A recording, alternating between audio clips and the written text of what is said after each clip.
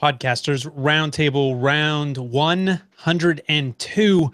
We're back. Of course, if you're getting this in the archive, you never missed us. But yeah, we're back at 102, climbing towards 200, baby steps. But I'm excited tonight because I didn't pick the topic. So I'm expecting to do less work. But, you know, I always have plenty to say. The title. So what is the title? The title is Building on the Success of Your Podcast. I did pick the title. So that may or may not reflect what Daniel is thinking about, but I think it is. And you know, the roundtable, we start somewhere, we go anywhere based off of that. So whatever you think of, roundtablers, it's your job to just jump in. Interruption is fine. And yeah, hope everyone at home watching has a beverage of their liking. And Brandon, welcome to your first roundtable. Yeah, thanks for having me. This is exciting. Very cool. What's your show? I am the co-host of the Seahawkers podcast, which is a Seattle Seahawks fan podcast. Okay, so in the pre-show you said, there, I'm already interrupting. In the pre-show you said you grew up in Montana, so you don't have a choice, right? Seattle's as close as it gets. Is that how that happens? Well, I grew up in about third grade, moved out to Seattle, and from about third through seventh grade, I was out in the Seattle area. So my first football game experience was going to a Seattle Seahawks game. All right, so that's legit. You can. It still would have been legit because they don't have an NFL team. No, but I mean, it's Denver, it's Seattle, it's Minnesota, Green Bay. That's about the four that I think Montanans tend to gravitate towards. Very cool. All right, and we'll just go down the line. Co-host Daniel, welcome back. Thank you, co-host of Podcasters Roundtable and host of the Audacity to Podcast. Now with less fat. Now with less fat. Gluten-free. Yes, that's it. Gluten-free, low carb. It was always those things. Don't you love that? Calories. It was before the craze. All right, anyways. Dave Jackson, what are you, like, got non-saturated chlorophyll? Yeah, I don't know what you got. Dave Jackson School of Podcasting, not just for breakfast anymore. How's that? I like it. Neighbor, the School of Podcasting is there. There you go. Why reinvent the wheel? Just go with something that works. Just steal somebody else's slogan. Yeah, steal it. That is, I think, the way apps do it these days, right? Instagram just takes Snapchat and vice versa, right? And boom, you're rich. Dave figured out how to be rich in podcasting. All right, I like it. All right, and Stuart, welcome to your first roundtable. Yes, aloha. Thanks for having me. I'm Stuart Yoshida, host of the Uktan podcast, where we talk about all things ukulele. I don't eat my ukulele, but I do play it. So, so I guess the joke is lost on me. What do you mean you don't eat it? Was because you're talking about all the foods, you know. Okay, all right. But it does make a great tagline. Yeah, I know.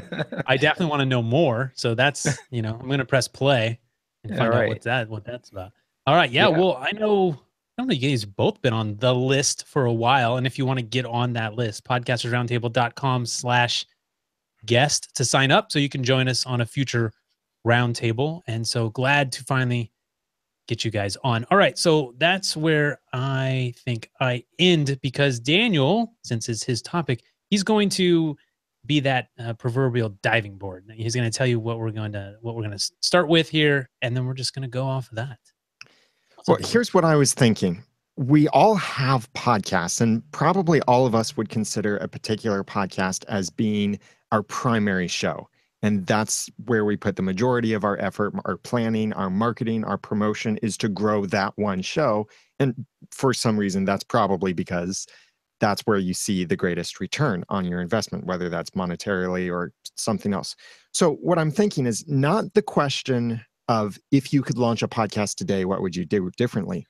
But a kind of similar question, if you were going to launch a new podcast that would be your new primary show, that this is what you want to invest everything into, what would you do to make that show a success? How would you leverage the platform you've already built, the reputation you've already built, the audience you've already built? What would you do in order to ensure the success of that new podcast? And this is beyond like, oh, let's do a magical launch and show up in new and noteworthy. Beyond that, I mean, if you do this well, you'll probably show up in new and noteworthy anyway, because you'll be new and noteworthy. But what would you do for that new launch to make that new podcast, since you want that new thing to be your number one priority, and you're now going to invest all of your time, energy, marketing, or the majority of it into making that new show your big profit, or however you define profit, what would you do? Yeah. So when I titled this "Building on the Success of Your Podcast," that's very specific, and I think we hopefully can go an hour. But this is also title's a little more broad. But I'm curious if Stuart or Brandon, if you ever thought, you have your one podcast, you've built a successful show, whatever success means, you're still going. That's success in my book. I don't care if 100 or 100,000 are listening, you're still going. So congrats. Have you thought about doing another show, either completely different? I think with Brandon, when I kind of, on the email, I said maybe a broad NFL show, right? So you're building on the success of that podcast, right? And then Daniel's thinking, what would you do, to sort of leverage the podcast that you've already built, the platform you've brought an audience, without sort of being, Daniel mentioned this in the write-up, the bait and switch. Like, I'm going to try, I got success here. Now I'm just going to like throw something else down the feed and try to trick you in listening to this new podcast. But first of all, have either of you thought about building anything else? You might have more than the one podcast that we've heard about. Yeah, actually, I'd like to take it a step back from this. I like it. Because I like to think about what we're doing right now. My co-host and I, we have a football show, but we throw a lot of non-football topics in it. So if I'm thinking that I'm going to do this in the future, I would start maybe working some of that stuff into your current show if you can, because we have some regular segments on our show where we usually talk football, but we weave anything in from science to what I like to call alt-middle politics, some media analysis, conspiracy theories. So those are all things that interest us within our current show. And if we were going to, because we want to take something that we know we would be passionate about, so and pick one of those topics and move forward with that. I'm curious, did you start off that way, or did you just start off with the Seattle Seahawks podcast? Well, that's what we do. We do about an hour and a half show. The first hour dedicated entirely to football. That's what we talk about. But episode, when did that start? When did you start throwing in content that was different than just football? We're 175 episodes in, and we probably started within the first 10 where we'd go off topic. So the audience, it wasn't audience to lose probably that much, not a ton. Yeah. I mean, does anyone give you feedback like, hey, we wish this was its own podcast, we don't want it in this, or just we'd want more of that? It's fun for us. So if we get feedback that way, then they have the whole first hour to listen to. So okay, so why not just spin off? Why not have a separate podcast? It's just easier to produce it that way. We tried actually spinning out when you talked about a broader football podcast. We actually tried it because we like to do our picks each week where we pick each football game. And so we thought, well, why don't we just do this as a broader show? Well, we found out that just about a fraction of our audience listened to that show. It was the same people, just a fraction of it. So we went from that being its own separate show, and now it's back to just a bonus show within our current show. Cool. Yeah, so, I mean, that's interesting. I mean, it's how Brandon is. He's sort of leveraging his one podcast to bring in other stuff he enjoyed. Dave? Yeah, I tried that once. I had put together the book More Podcast Money and created its own podcast to help promote the book, and just kind of quit talking about monetization on the School of Podcasting. And I announced, hey, if you want to hear monetization, I've got a whole podcast dedicated to it now. And I got a few people that emailed me back and said, I like both these shows. I'm kind of annoyed that I now have to go to two places to get them, which in a way is kind of silly if you think all you have to do is subscribe and it comes to you. But nonetheless, they were like, why are you making it harder for me? So I then quit that and brought them back together. But it's an interesting concept. It's been done in TV. I mean, if you look at, back in I guess it's the 80s at this point. I mean, the Jeffersons were a spinoff of Archie Bunker. Mork and Mindy was a spinoff of Happy Days. I really am dating myself. But that's, SUV. I'm sure there's some sort of CSI SUV cross thing that companies and producers introduce a character before they spin them off into another show. Dave, you're single now, so you can date yourself. So it's all right. Just go with that. Ooh. Stuart. It's this isn't a comedy show, but Daniel and I try once in a while. Hey, Stuart, what about you? Have you thought you got Ooktown? right? Yeah. Oh, yeah. No, I think I've thought about this, and I've thought about what kind of, I'll call it a legacy that I want to leave behind. So it's more of a broader thing. I look at the Twit network that Leo Laporte started. That's an amazing, brand and network they started. So I've one of the ideas I had, and I'm still mulling it around, is to start a ukulele network. To um, get more people, more podcasters to talk about different aspects of ukulele, because on my show it's very general and broad, but I get requests all the time. Hey, why don't you interview this person or that person? So I've done occasionally an interview, but I love the panel format, so I don't really want to do that. And people have also requested, hey, can you maybe talk about different techniques, and why don't you feature artists, and so on and so forth. So that's what I've been thinking about as well. I don't know if I can do it all myself, but I would certainly love to start a ukulele network. And to that end, I've actually been advertising on my show. I said, hey, if people want to start their own ukulele podcast, talk to me. Let's see if we can figure it out. And I did get one taker, and he started his own podcast, which really made me feel good.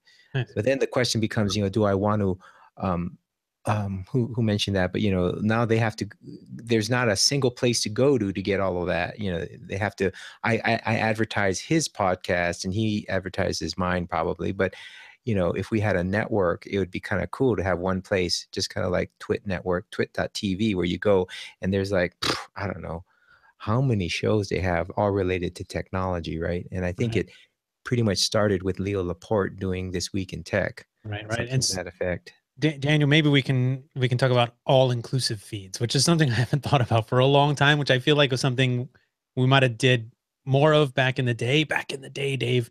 But Daniel, does any of this apply? Like, what questions do you have?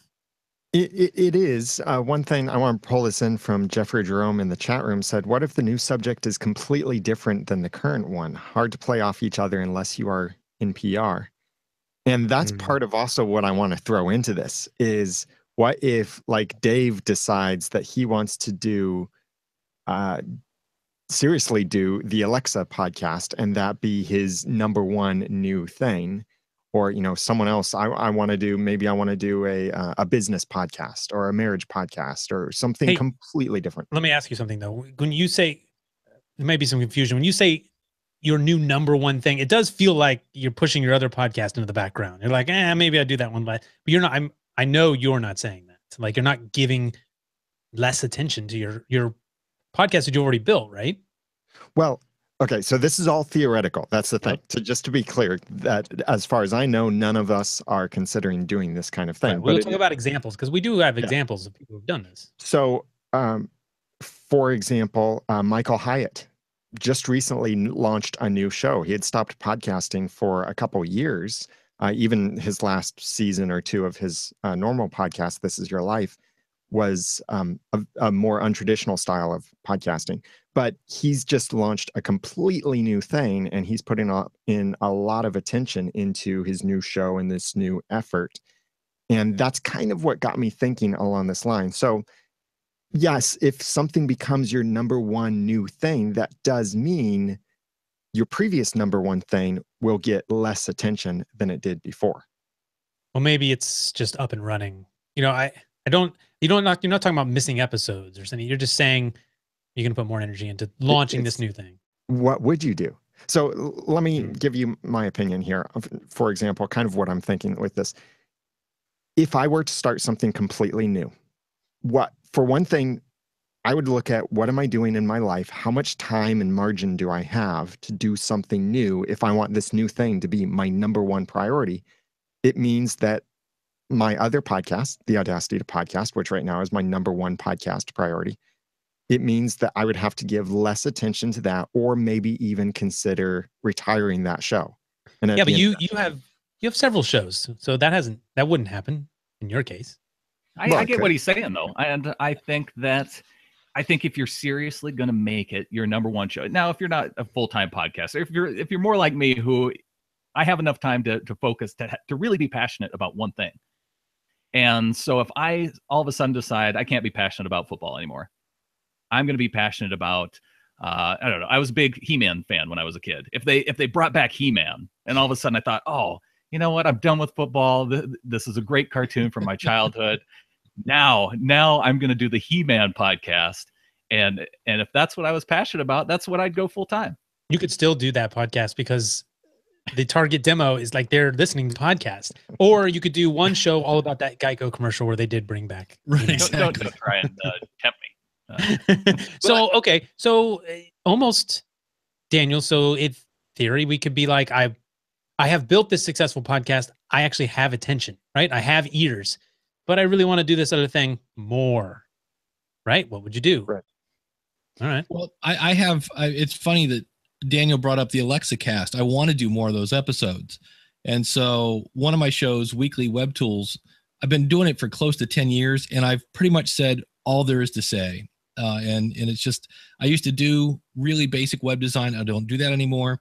And so my last episode was like, I'm not pod fading, but this is now on I will do it when I find something cool to report it basis. Instead of spending 2 hours looking for a tool that was meh, I'm now getting tons of information about the Amazon Echo and the Amazon Alexa. And now mine's going to wake up. And I want to spend more in that. I just see that as a growing industry versus I'm just bored with this other one. So I am going to so that's now like my new number 4 in my case. All right. So Daniel, give us some idea of what you're thinking. What would you do? What's your first step? So what I would do, recognizing that I could not have 2 number 1s, I would have to decide what to do with the other show that was previously number 1. Either retire it or significantly downplay it in my schedule and my priorities and focus. But before I do that, I would prepare my audience. I would make a plan for this launch. And I'm not talking about obsessing over your launch and such, but make a plan for launching by leveraging the platform I already have. So I would probably, for my last several episodes, if I end the other show, from my last several episodes, I think I would start to talk about the other podcast and say, I'm launching this new thing. This is going to become my new priority. So theoretically, again, the Audacity podcast is coming to a close, but I'm still going to be doing a few more episodes to wrap it up and tell you more along the way about this new podcast that's coming. So I'd want to do everything I could to leverage the platform I already have, the audience I already have, to try to get them to shift over, knowing that not all of them would come over to the new show, but still trying to let them know this is my new number 1 podcast commitment. I'd really love it if you would follow me over there. Like, look at what The Real Brian did. He shut down ProfitCast and then launched The Real Brian Show because he was in that situation where he wanted to do that same thing. He wanted a new number 1 priority. I'm pointing, and if you've not seen the video, Ray's frantically pointing down. He's pointing at what we're doing right now. This show is a perfect example. This became my number 1. I had the Podcaster Studio, still has episodes put out once in a blue moon. This one, a lot more regular. And this one became, I would say, more of a priority because this was the way I wanted to talk about podcasting. I mean, it's fine to get on the mic and do a lot more structured show about podcasting, but that's, after a certain amount of episodes, you're really digging, right? And Daniel and Dave know this. I mean, you're working pretty hard to design those episodes every week, whereas this is more fun for me to be able to just throw out a topic and we talk about it. That's where I feel the best. So this show is a great example. Now, I would not say that the Podcaster Studio audience, it's clear it is not, this show still doesn't get as much as that show does for whatever reason. Maybe people, they want less of a discussion. They want more how-to.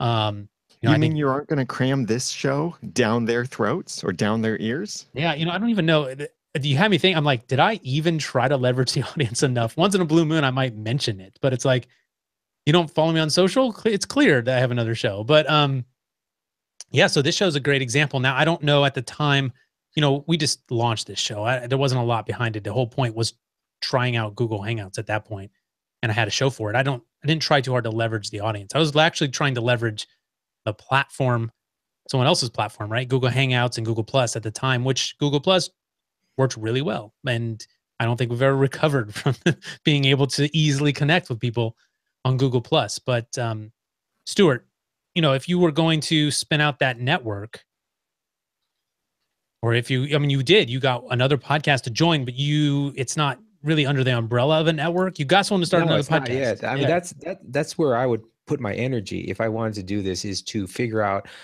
the ins and outs of how do you create a network, a podcast network, and how would we structure it? I mean, there's all kinds of logistics, right? Right. What do you do? Profit sharing? Do you have a separate feed, but coalesce it? I mean, there's all kinds of questions. And so you've got a new podcaster, and you want to help your audience discover his podcast, because that's the why you're encouraging people. I mean, beyond just podcasting, you want people to talk about ukulele. So of course there's crossover. So how do you expose your audience to the new show? I mean, I'm just doing brute force right now. Is I'll mention his podcast, and I would be encouraging him to mention my podcast. And I don't know if right now I'm not going to put a permanent link for his podcast, but certainly I would want people to discover it. So I don't, I think this is the whole problem of time and energy, and where you put your priority, right? Because who was it, Daniel, talking about, this becomes my number one priority because you only have so much time and energy, and what I'm thinking, again, for that legacy question, is that, if I can maybe not necessarily myself, but spawn off other shows to create a bigger legacy, that would be great. But it would also be nice if I could have the time and energy to actually create a cool network where, have a ukulele network where there is, a half dozen shows about different aspects of the ukulele. I mean, that would be my dream. But other than that, the next thing would be great to have, this isn't zero sum. It's like, we can grow this, right? We can, I may not be the only ukulele podcaster, but if I get more people talking about it, the legacy of the ukulele will live on, and that would be cool too. Well, you can do things. I had Steven Janru on my Ask the Podcast Coach show last weekend, and he does the Gonna Geek Network. And all that is, it's a network that's a central location. Everybody has their own websites, but they have one other website that has everybody's show on it, and everybody's information and subscribe buttons and things like that. And that way, and I think they promote that website at the beginning of the show. And then from that point forward, everybody else promotes their own individual pages and things like that. So a network can be as simple as that, just a place to, swap kind of promos and kind of promote each other. I think they have these little intros where each host will kind of say, I'm so-and-so from the such and such show, and you're about to listen to a such and such show on the Gonna Geek Network. And then they go into the regular show. So it's just more of a cross promotional tool. And then you can do things. Daniel, I think, don't you have some sort of business end to the Noodle Network? Yeah, Noodle Mix Network does run like a business. And if you're going to do a network, I definitely recommend try and run it like a business. But yeah, what we do, we have certain contracts and agreements and provide certain benefits to everyone on the network. But the nice thing is that, like, as far as the network from my perspective, is I don't have to manage those other shows. I used to personally negotiate the sponsorships for each show, and sponsorships would come and go because I wouldn't have the time to dedicate to that. So now I've got Jessica Kupferman doing that. So I'm even more hands-off with the individual shows, and instead doing the overarching structure and framework, and writing the powerful manifesto that I didn't get to use recently with a particular sponsor that we turned down. But nonetheless, that manifesto will show up somewhere online, in case you're wondering about it. That's the first step to a very deep, dark future. I'm putting my manifesto online. I don't know. It just sounds so or a very dark. Successful one. I guess I don't usually hear that before the predecessor of success, but sure. Well, while we're talking about networks, let's talk about the other side of networking. Not being a part of a network, but the fact that now that we're veteran podcasters, right? We've allowed ourselves to network among other podcasters, so we have that leverage where we may not have had it initially. And so if I were going to go out and launch a new podcast as my primary focus, I now have all these connections to other people that I've met throughout all the time that I've been podcasting now. But that's And tricky. that's a Like huge it is, but what do you ask of those people without being like, you know what I mean, without making them feel like they have to do something for you?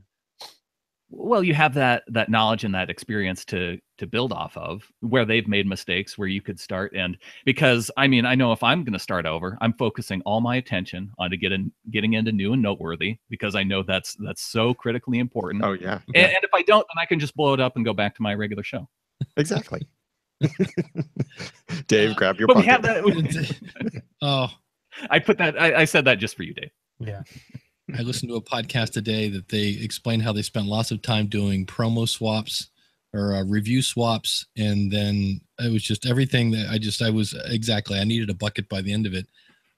Emily has a great from the Story Behind podcast has a great point in the chat room. She says she kept her audience on social media as up to date as she could, and also put out a final episode of her classic little podcast with a preview of her new show, which is kind of what Startup does and a lot of these NPR shows. They'll just stick a whole new episode down. Like you tune in for show A and you get show Z and you're like, what? But she says it gave them some closure on for her audience that way. Right. That's a little, I would put that in the gray hat category, right, Dan? Like putting other content into your feed that people said, oh, I want what comes down this feed. Oh, I didn't sign up for this show. What are you doing? Right. So I think it's not too much of a gray hat if you explain it and if you're giving them a taste of the new thing. And it's not something you do constantly. Like if you were launching a new show every single week, then it might be obsessive.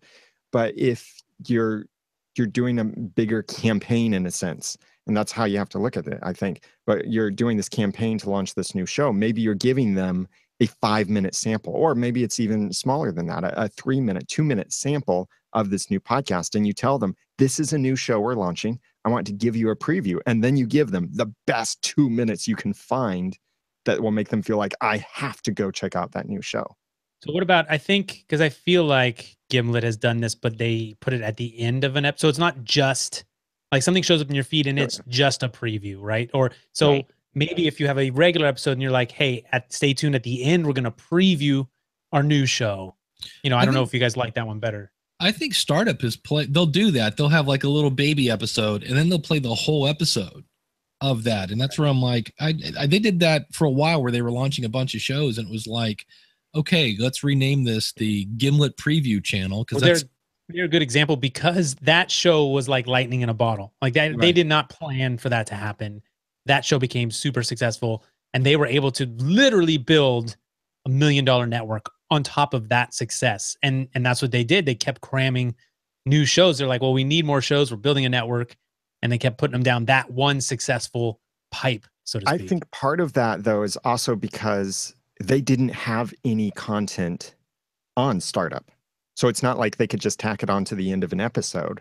They didn't have episodes for that big portion of time on Startup before they completely redid the show. So it made sense to do a special promo episode. But otherwise, I feel like unless your new show is taking over, I feel like doing a promo at the end or at some point within your normal episode of that first show is the better way, so that you're not tricking your audience into thinking, oh, yay, a new episode of my favorite podcast. Oh, bummer. It's just a promo for another podcast. So one of my favorite examples, I say recently, what you'll see is, like for me, I do a lot of tech, camera and audio, AV reviews on YouTube. Successful channel, what I would call successful. And I've built an audience and they know me over hundreds of videos, right? So a vlog might be a logical next step because in the beginning, if you just start off as a vlogger, no one knows you. Why do they want to follow your daily life, right? They have no interest. And this kind of goes the same with social. People might follow you on social because they know you and they're interested in kind of what you do on a more daily basis or a little behind the scenes look. So for me, you know, I could start a vlog because I have those eyeballs. And then how would I leverage, you know, that audience that I've built? How do I get them to come over to sort of a different brand, which is at that point me, a personal brand? So, I mean, if any of you wanted to build, you know, if you're going to do the, you know, like this Stuart show or the Brandan show, right? You know, you might have a segment of your audience who wants that. They want more of you. I mean, part of the reason they stick around is because they like the hosts, right? So I think I see a lot of a lot of YouTubers doing this with vlog format, which is interesting. One of the frustrations I have looking back at my history in podcasting is starting multiple podcasts.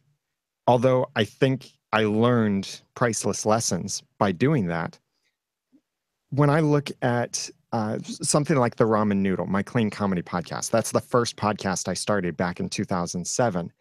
And when I attend conferences or hear people speak, I realize that it could be so much better of a podcast. It's currently on an indefinite hiatus, but it could be so much better. This could be the #1 clean comedy podcast that when people think about clean comedy, they think about this podcast, and everyone thinks about it. And it gets written up in those lists of top comedy podcasts. And boom, there's this one and only clean podcast in their list.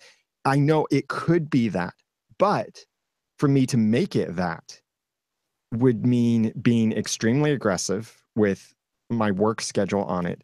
It means putting aside a whole lot of other stuff that I have, because I only have so many resources that I can allot to things: time, money, attention, energy, all of that.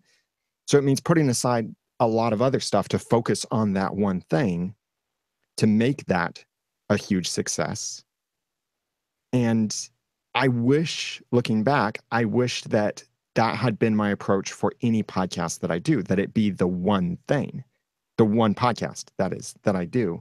Like even right now with Once Upon a Time and its spinoff, otherwise known as the 7th season, I so desperately want that TV show to end because I want to stop doing the podcast so that I can invest that time elsewhere.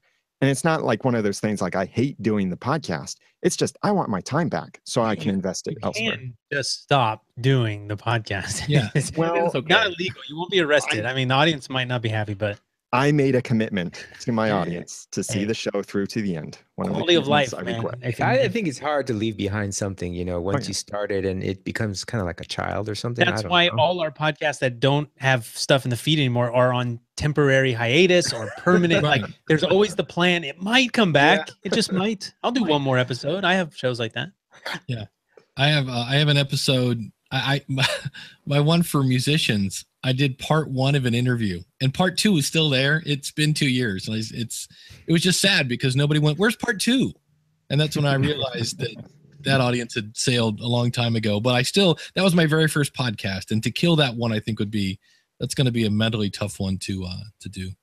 Well, I think, you know, killing it is more about, I don't know, just you don't have to kill it per se. It still Right. exists, right? Because like there's this one podcast that was one of my inspirations called Ukecast, and they did like over 400 episodes. It's still on the internet. So the owner, whoever did that, the co-host I had on my show just recently, you know, it still exists, and which is great because, you know, years and years from now, right, we can still go and find these things. And so we're creating this kind of cool legacy. So I don't know, but I Daniel keeps coming back to what I keep thinking about is like, gosh, we only have so much time and energy. How do we pick the thing we want to do next, right?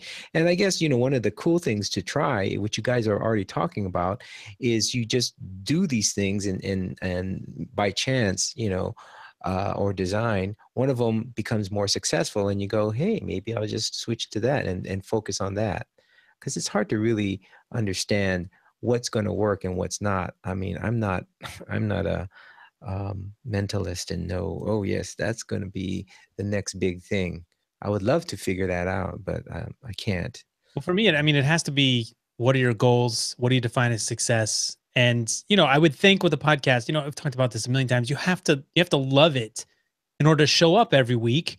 I guess you don't, but come on, we're talking about quality of life. This isn't supposed to, especially if it's not your job.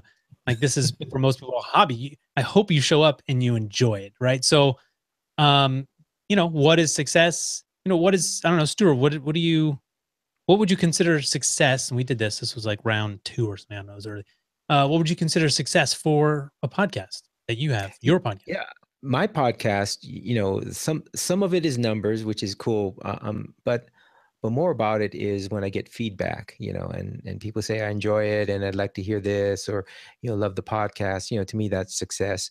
And secondarily would be just the numbers, you know, I think numbers are cool to see kind of the growth from podcast to podcast. Am I doing something right or not?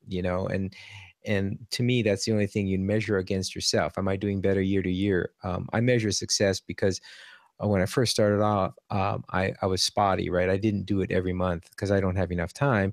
And then one year I said, my goal is to do it every month. And then once I set that goal, I was more consistent. And I think that also spurred on numbers. And then more people started contacting me, and I got more interaction. And to me, that was success.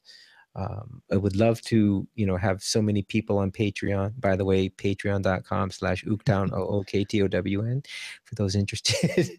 I would love to be one of those shows on Patreon where they got so many people to sign up. They're like, hey, I quit my job and now this is my full-time job.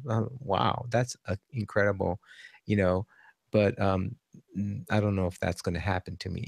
So yeah, I mean, a that's lot of my number three. podcasters that's why they show up every week, because they absolutely love it. So if you could actually make that your job, it would, blow most people out of the water. Be like, of course I want to do that. Right. So Brandon, what's success for your podcast? Yeah, I'm glad we're taking this away from the idea that audience size has to be the success in this, and why you would potentially launch a new podcast, because you might be launching a new podcast for a completely different reason. You might have great numbers, but maybe you want to focus on this very one particular segment because that's what you're most passionate about. And you've done the other show long enough to where you realize, okay, my passion isn't here anymore. It's over here. And now this is the time to focus on that. And that's why I think the goal really has to be passion, fun, and because we're talking about this being your hobby, that's really where it goes for me. And then if it happens to get a great audience, then great. If it happens to bring in the Patreon stuff too, that's really cool. But it's not the main reason why you're doing it. For me to really feel successful. For sure. I mean, so yeah, I mean, it all depends on how you define success. I hope that you want to show up every day and have every week or whatever it is.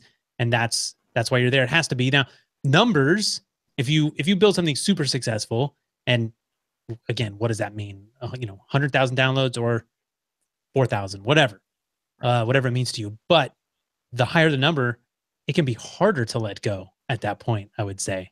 Have any of you guys built a big podcast? Daniel, I know that once does really well, and at some point it won't be there. You laugh, but I don't know why. Maybe it doesn't do well or something. But the most common response, and I got this just recently, speaking to a group when I mentioned, I didn't even ask for their opinion, but I mentioned I host a podcast about the TV show Once Upon a Time, and someone in the room just kind of muttered, "Oh yeah, I used to watch that show." Well, that's the most common response I hear from people is, "Yeah, I used to watch that show." The audience for that podcast is significantly dying. The size that is dying. Right. The audience isn't literally dying like the audience is for newspapers and TV and radio. Boom! We're all came out dying a little bit every day, but that's so true. the audience is always dying. But so that podcast is now less popular than the Audacity to Podcast. My number one podcast that I host is the Audacity to Podcast, both in focus and in audience size, but it's not a huge audience unless I met every one of those people in a room. Right. So easier to let go when it's fading, but a show with good numbers, I think, presents a challenge when you're saying, I'd rather be doing this thing, but man, this thing does so well. It can be tough. It depends if it's your primary income, because then that has to take, that factors in more that way. But numbers are just numbers. I mean, you may have the pressure from the audience members. Our show got to the point to where we could not do a show in the off season. So it started out, football season, great. We can do our show week to week. We can have the off season. We can maybe get together once a month and call it good. But it got to the point where the numbers said, where we had people going, man, I know there's not a whole lot to talk about, but I really like to hear, whatever there is going on with the Seahawks this week. All right. And okay, well, if and we set the Patreon goal, it gets met, and we're like, okay, we're in this. And it's still, because you do get a lot more feedback in those times where there's not a lot to talk about, that can make it fun too. Yeah, feedback is huge. I always tell, anytime I get any kind of positive feedback, as I always say, thank you for putting gas in my tank, because that's literally what it is. That's really, to me, I think podcasters run on feedback. I mean, money's fine and numbers are fine, but when you get somebody who took the time to send a note, that's, in my opinion, that's huge. And beef jerky, Dave. We run off beef jerky and praise. And Red Bull. Red Bull. I don't eat or drink either one of those, but Yeah, me neither. Brandon, I'll take a burrito, by the way. I always will take a burrito. Yeah. Brandon, do you have any, have you built a relationship with the Seahawks themselves? I had a relationship with them before. My podcast actually grew. We were talking about, going from one platform to another. I was blogging about the Seahawks. I had a newsletter that I was putting out every week to a group of military people who, that was their way to kind of keep in touch every week during the season. Because when you're deployed, and this is kind of before, social media really blew up big, and I was sending out a weekly newsletter just to kind of let people know what was going on with the team, and did that for a little while. And my the team, they liked what I was doing. So started interacting with them, and then so when I decided to start doing the podcast, I still had that connection, and it has been helpful. Now, do they like tweet out and say, "Hey, listen to Brandan" or something like that? Because that would be huge, I would think. Yeah, it's not to that point, but we've thrown out there, because they don't have initially they didn't have a team specific podcast, and they do now. They have a few, actually. Right. It's probably but like now repurposed post-game interviews or something. No, they have some dedicated stuff, and it took them a while to do things like get into iTunes, basic stuff. But now it's to the point where I've always told myself, it's really cool to have that interaction with the team. It's cool, but I do want to keep this a hobby, and to the point that if this were a thing where they were telling me what I had to do week to week, what I had to talk about week to week, what they didn't like about the show week to week, then it wouldn't be fun anymore. Then it would, the passion, I think, for it would decrease. And so I've consciously made a point to not go that direction. But what if your Patreon blew up and all of a sudden, one of the guys I had on the show, which is, I love having so many people on the show, is he's called the ukulele teacher, John Atkins is his last name. Anyway, he used to have another job, right? But he loved the ukulele. And then he went on Patreon and it blew up, and he goes, "Hey, I'm quitting my job." It's like, whoa, that's awesome. That would be cool. Now, I mean, what if that happened? What would you do? Oh, I'd be happy to quit my job. My podcasts are going to sustain me, and then I could tell the listeners, hey, instead of not knowing whether it'll come out on Wednesday or Thursday, you're going to get it on Wednesday. You won't have to worry about me having other things to do. It would be great. Right. Which is interesting to me. I don't want to derail the show too much, but I just keep seeing over and over articles like. Podcasting keeps increasing. I mean, it's been around for over 10 years, and it's still like a new media that's increasing in size. Oh, we're babies. We're like a teenager. Literally, we've got weird though. There is no such thing as an overnight success, right? No, I understand that, but in technology, technology usually has that hockey stick curve. I mean, look at the smartphone. Since Apple did it 7 years ago, a little over 7 years ago. It's starting to plateau, and they're looking for the next big thing. We're not going to get it. There's no hockey sticks. If we listen to Rob, no hockey sticks are coming. Yeah, and I think I just had a hockey stick in the other direction, in fact. So the reason why I think we won't have a hockey stick in podcasting is because podcasting was born from the grassroots. All of these other things that have seen hockey stick growth have been born from a high level, not from the grassroots. Big corporate push. Yeah, right. These major media forms, these major industry changing things. I'm not talking about an individual app or a service or a company that gets hockey stick growth. I'm talking about an entire industry. And that's what podcasting is. And because of its grassroots foundation, I don't think we'll ever see the hockey stick growth. It will be slow growth. At some point, yes, it will probably accelerate in growth, but it's bottom up instead of top down. But even, I mean, podcasting it wasn't a thing, and it didn't have customers. Like, it was a thing, and then you had to get people to listen, right? I mean, even the iPhone was built upon cell phones. People had cell phones, they're fine, they're flip phones, and then this freaking computer came out, and you could do everything on it, right? So they had, the audience was there. Podcasting didn't have it had to grow with the audience, and right, so we're trying to get people listen to talk radio, but it's much different. And then the iPhone, smartphones help that. It was easier for people to transition to a new type of media. So we're still doing that, right? There's still plenty of people who don't know what a podcast is, or haven't heard one before, or haven't tried it. So we're growing I don't know, are we growing faster or slower, Dave, than people are? There's probably more podcasts than there are listeners. Yeah, that's the problem, I think, right now is according to Apple, it was 1,000 new podcasts are created a week. And I know we're not getting 1,000 new, well, I don't know, but it just seems like the amount of podcasts that are coming in is like a fire hose, and the amount of new listeners is, like a garden hose. And so that's why I think we need to really start focusing our audience on teaching them how to subscribe, so that they can then tell two friends, and they can tell two friends, because that's really where we got to go. Follow the bouncing ball, internationalpodcastday.com. Yes. That's born out of trying to get more people into podcasting, really. Yeah. I wish we knew that answer. Gabe asked, how many die a week? That would be a great stat. Yeah. More than succeed, probably. Yeah. It's harder to keep going than it is to be like, I'm out of here.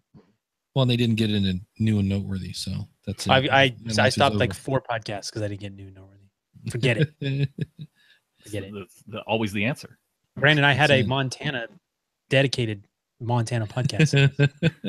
Well, didn't get into new and noteworthy. So forget it.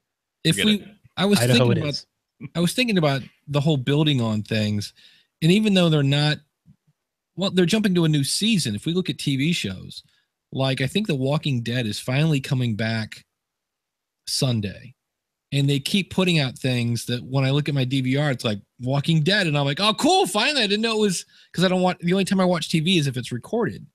And they've put out now two or three things. One was an interview with the cast. One was a quick recap of the previous season, and the one they just put out, and now they've got new artwork for the new season, is all about, these different clips so you're kind of trying to figure out what is going to happen. And of course, the clip doesn't really answer any of that. It's just a bunch of people running away from zombies and shooting people, and, lots of suspenseful music, but it's getting you to think, ooh, I wonder what this season is going to be like. And so I could see where, if you had a new podcast, doing things like using your social media to help people choose the artwork for it, get them involved, talk about what's going on behind the scenes. I just had this interview with somebody, wait till you hear it.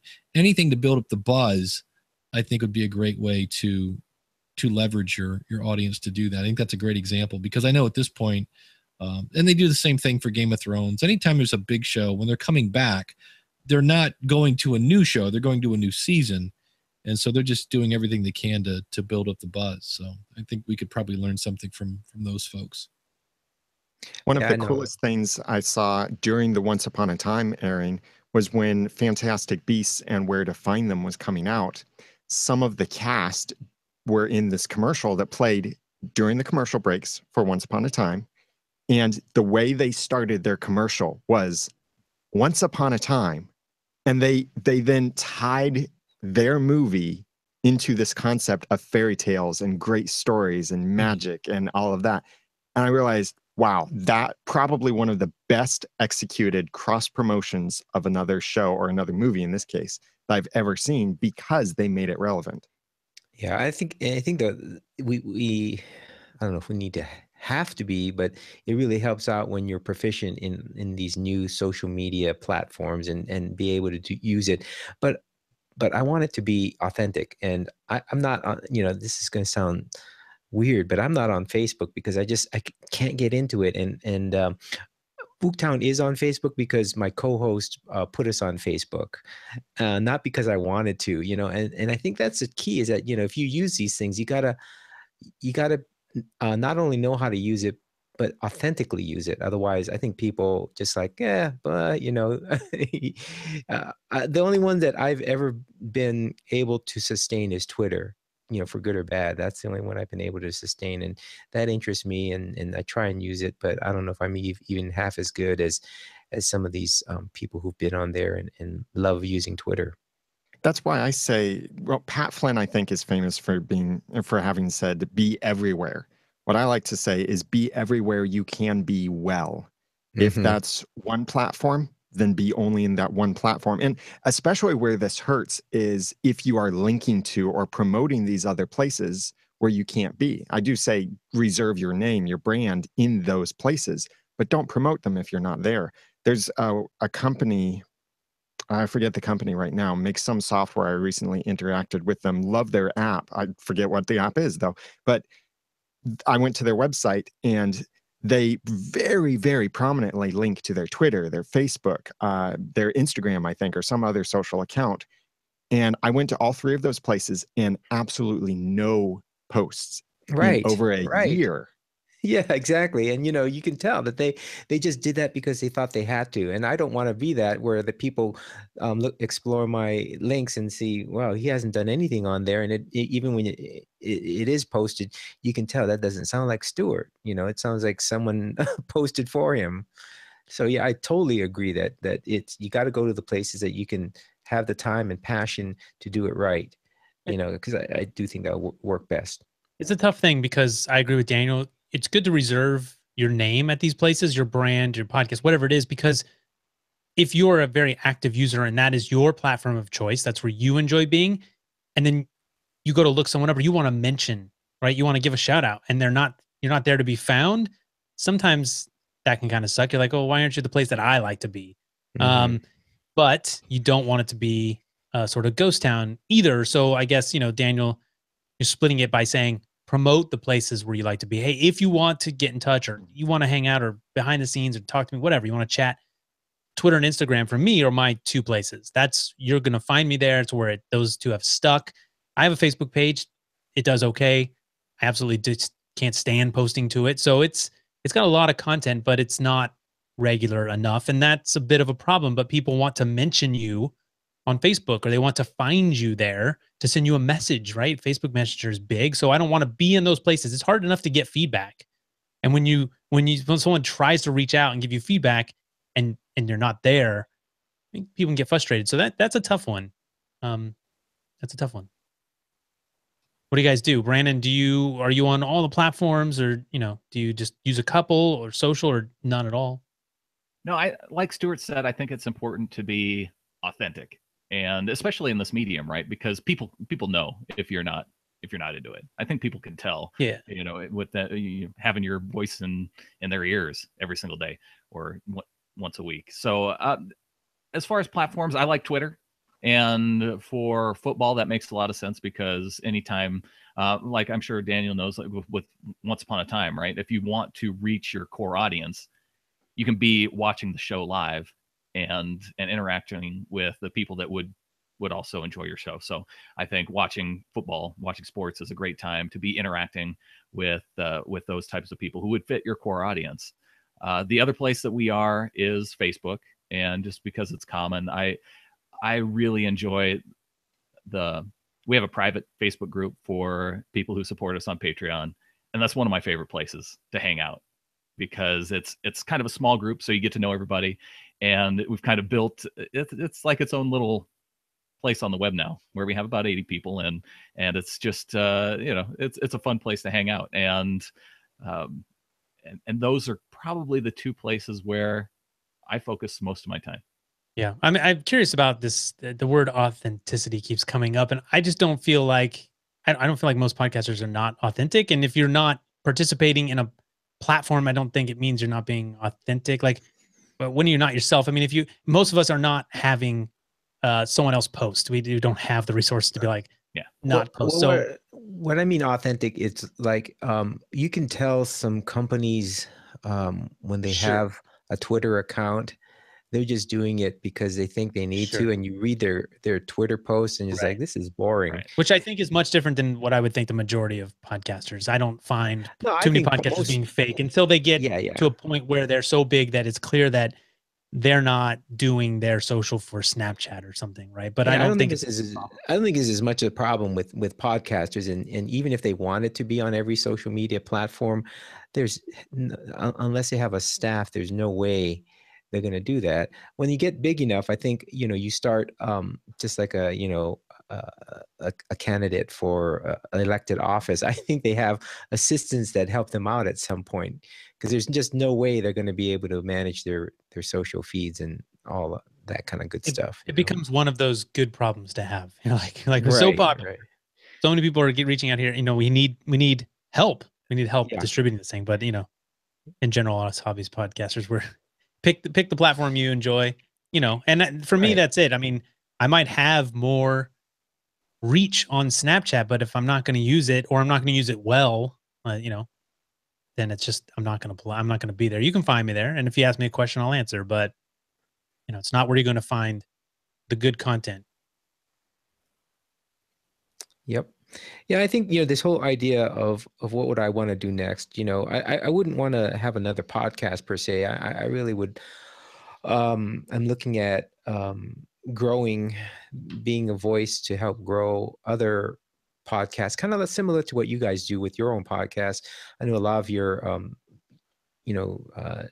know Daniel and Dave and you, Ray, do lots of great work to help other podcasters be successful, and that's a little bit of the legacy I'd love to leave, where I'm helping other. I would love to help other ukulele podcasters become successful.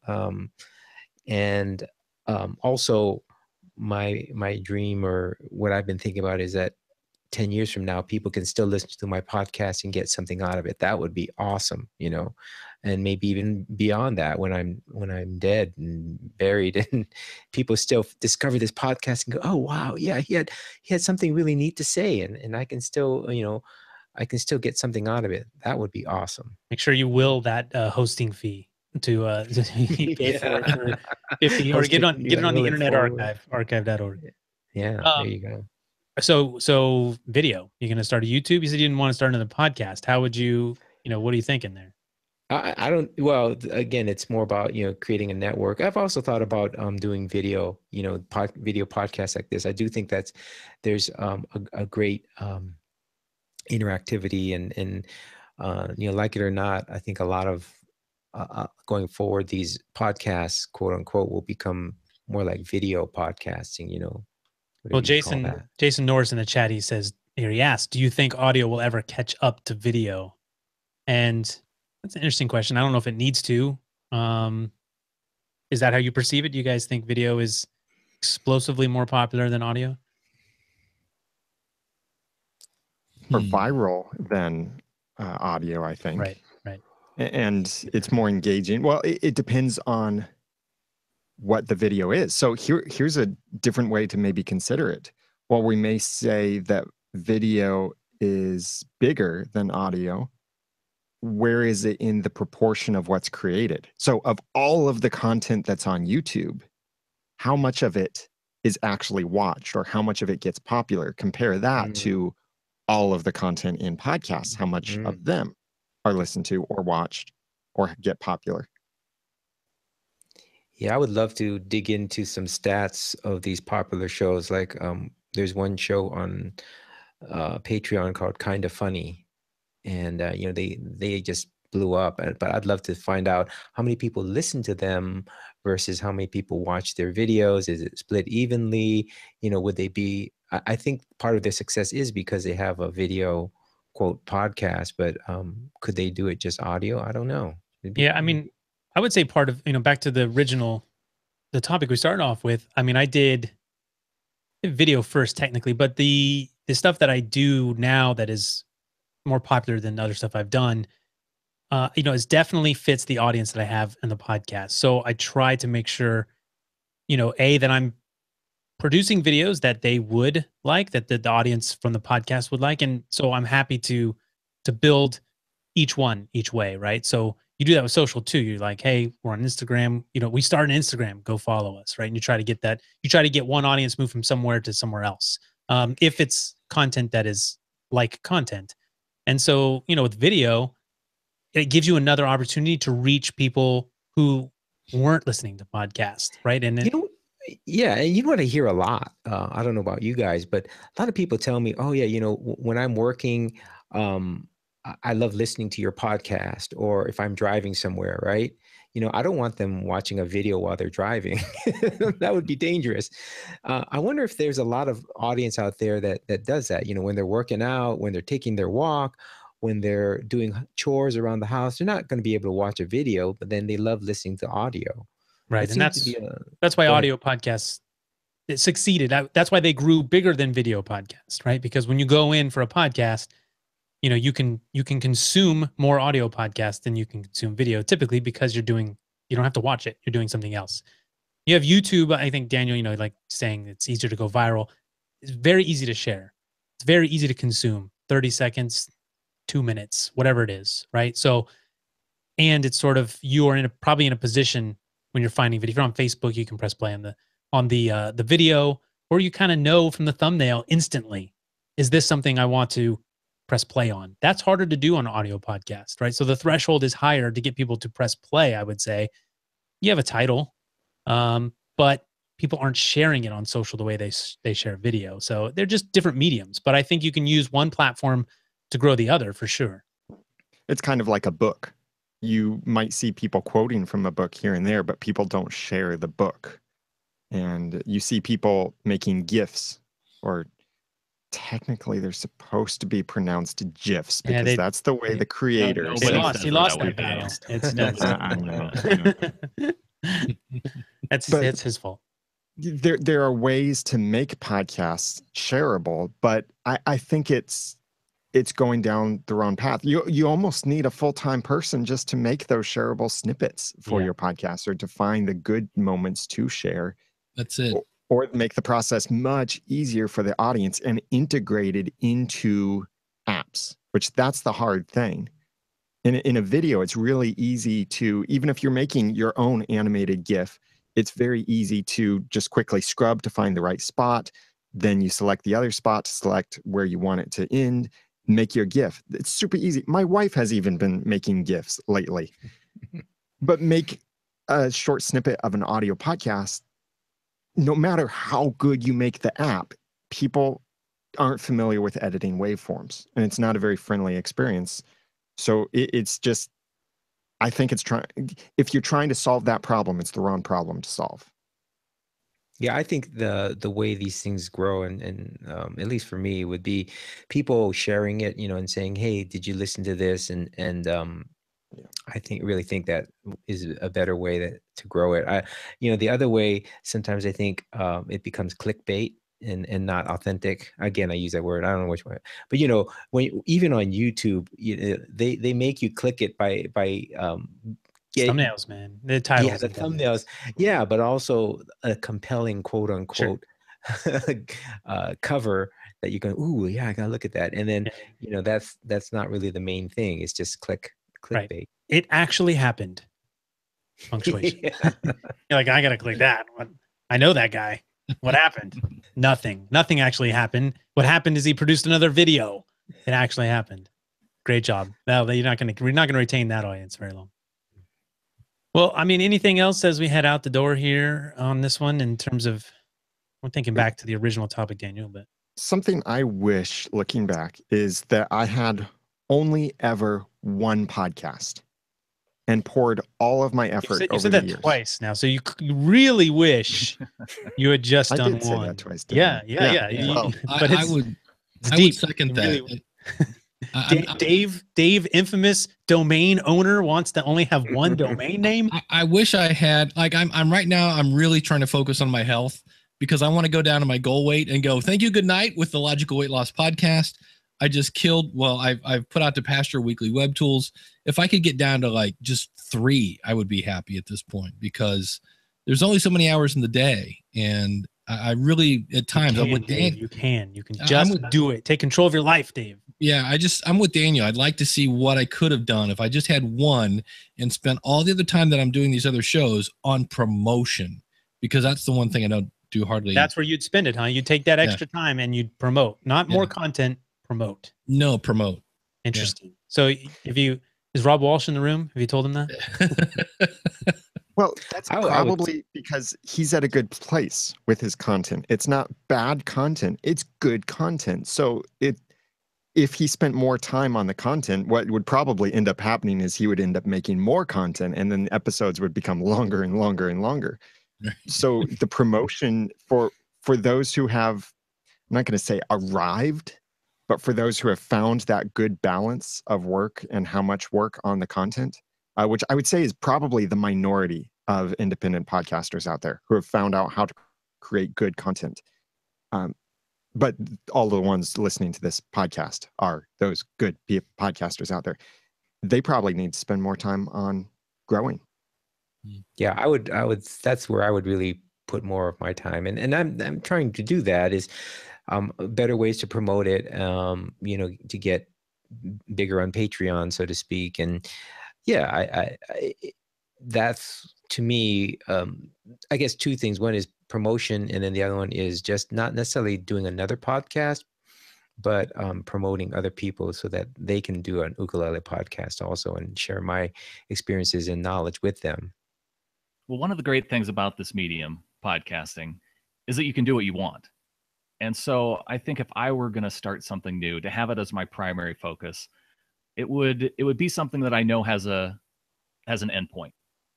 So whether it was a 10-episode series, then I could spend my time focusing on that and have a start, have an end, and have a complete goal. And then I can go back to my regular show that's week to week. Oh, that's a great idea. I like that. Hopefully it's something that sells. Put all that time and make a 10 series digital product and then go back to your other show and sell the heck out of that thing. Yeah. Mic drop, retire. You could make Z-Town the podcast. Is that, what's it called? What's S-Town is the other one. S-Town. Okay. I was like, there's, I mean, where's the spinoff? S-Town. That's right. I have not listened, obviously. Awesome. Well, yeah, I mean, I do like that. I like that idea a lot, Brandon, because there are several ideas that I have, which would take, I've told people they don't happen because they would take such intense focus, almost to the point where I'd have to drop everything. But if you could make it very specific, give yourself a little bit of a timeline and a goal. I think I like that goal. That's thinking differently. I think a lot of people think, oh, I start a new thing, I got to keep doing that thing. And then it's a true hiatus with your other show, right? Because you know that I'm going to stop now, and then I'm going to give myself this amount of time, and then I can go back. Yeah, it's also fantastic if sometimes you just need a break to re-energize you for that show that you've been doing for so long and so well, and it could benefit the audience and you. So I don't know. I do like that idea. I like that idea. I can even see myself doing that and still keeping the podcast going, because I think I have enough energy and knowledge and ability so that I can, continue my Uktown podcast, sure, but also that I can spin off something that I know has a start and end point, and maybe some idea I'd love to explore, but not necessarily forever, just for a little while. And you can plan for it. I mean, pre-record a month's worth of episodes, or whatever, or 4 episodes, whatever it would take for that 10-week period you're gone or something. So you don't have, that show doesn't have to stop, really, if you don't want it to. I mean, obviously that's more work, but if you are concerned with that, there are ways around it. So yeah, some cool ideas at the end. So see, pays to listen to the end, at least for me. I'm glad I stuck around. All right. Well, as we head out, let us know where we can find your podcast, and we'll stay tuned for what you're going to add to that later. But Brandon, thanks again for joining us all the way from Montana. Shout out to your wife for handling the kid taxi today, for letting you join us last minute. Yeah, and for allowing me to do this crazy podcasting thing every week too. So you can check us out if you're a Seahawks fan, or if you know a Seahawks fan, send them to Seahawkerspodcast.com. On Patreon, we're at getintheflock.com. That'll take you to our Patreon page. Nice, Get in the Flock. I like it. I had a friend growing up in Northern California who always had a Seahawks hat, and he was the weird guy out. Like, it just didn't make sense at all. But now he's cool because he was different. So he got his trophy. Daniel, Thanks so much once again for helping out and coming up with this topic. I'm Daniel J. Lewis from the audacitytopodcast.com. Don't worry, that podcast is not going anywhere. Or if you hate that podcast, then I'm sorry. That podcast is not going anywhere. Well, actually, it's going all kinds of great places. It's not going away. That's what I mean. Over at the audacitytopodcast.com. He keeps saying that he's really concerned you're going to unsubscribe. Like, don't unsubscribe to Tap. Don't do it. Don't. It's not going anywhere. Dave, we know you're not going anywhere. So thanks for joining us, and we'll see you again.